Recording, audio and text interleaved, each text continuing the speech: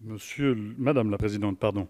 Madame la ministre, monsieur le rapporteur, j'ai entendu Madame Nyssen annoncer la création d'une mission ministérielle pour la création d'un conseil de déontologie. Je m'en réjouis. Mais c'est une mission ministérielle. Moult spécialistes des médias et d'institutions appellent à légiférer audacieusement sur la création d'un conseil de presse. Nick Newman et Richard Fletcher, dans une étude publiée chez Reuters, montrent que 2 Français ou Françaises sur 3 n'ont pas confiance dans les médias d'information. Robert Arthur Pinker, sociologue britannique à la retraite et régulateur de la presse, déclare que les conseils de presse servent à protéger la liberté de la presse et à protéger le public des excès de cette liberté.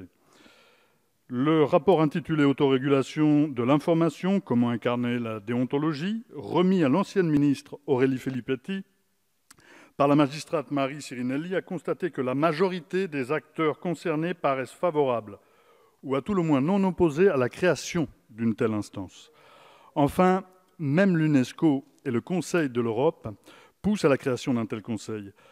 La France insoumise appelle de ses vœux un conseil de déontologie des médias. Nous espérons que le gouvernement prendra des mesures fortes permettant la création d'un organe opérationnel. L'accès à une information sincère, indépendante et honnête est une condition sine qua non de l'exercice de la souveraineté populaire.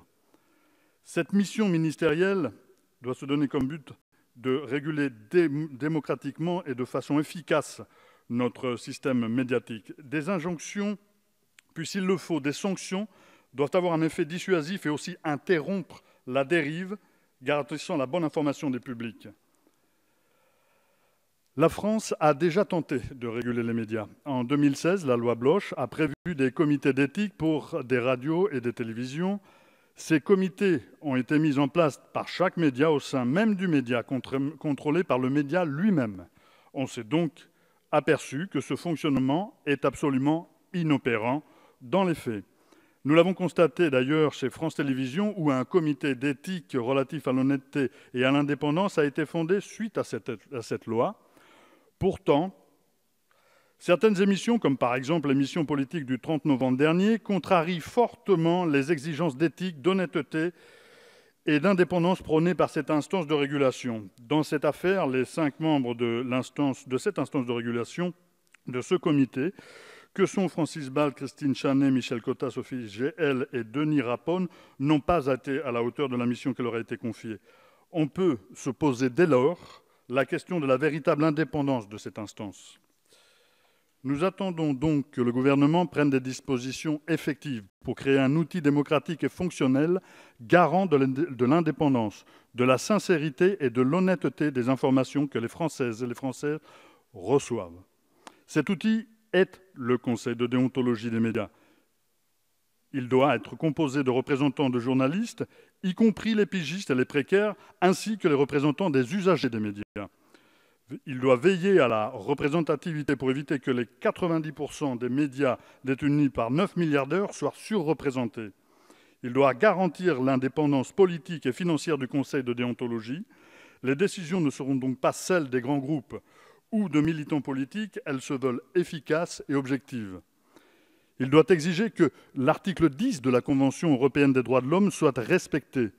Toute personne a droit à la liberté d'expression. Ce droit comprend la liberté d'opinion et la liberté de recevoir ou de communiquer des informations ou des idées sans qu'il puisse y avoir ingérence d'autorités publiques et sans considération de frontières. Enfin, il devra s'appuyer sur les expériences des autres pays qui ont mis en place des instances comparables. Prenons l'exemple du Conseil de presse du Québec. Le contexte de création de ce conseil en 1973 fait écho à la situation que nous connaissons aujourd'hui. Forte concentration des médias, défiance vis-à-vis des médias et volonté du gouvernement de réglementer le secteur. J'ai rencontré le président du Conseil de déontologie journalistique belge, Jean-Jacques Jespers, aux amphithéâtres de la France insoumise. Il nous a démontré les vertus de cet outil démocratique dans lequel l'État ne commet pas d'ingérence, contrairement à la proposition qui nous occupe. Je précise que la Belgique est classée 9e pour la liberté de la presse par Reporters sans frontières, alors que la France n'occupe que la 39e position. Jean Jaurès préconisait des informations étendues et exactes dans le but de donner à toutes et à tous, à toutes les intelligences libres, le moyen de comprendre et de juger elles-mêmes les événements du monde. Au-delà d'une éducation au discernement, nous considérons qu'un conseil de déontologie des médias répondrait davantage à ces exigences plutôt que votre proposition de loi qui censure inutilement. Donc, à l'aune de ce que je viens de développer et suite à l'annonce de Madame la Ministre de mettre en place une telle commission pour la création d'un conseil, conseil auquel nous aurions désiré participer, je vous propose de voter donc contre cette loi et d'instaurer plutôt un conseil de déontologie des médias efficace. Et la France insoumise déposera une proposition de loi allant dans ce sens.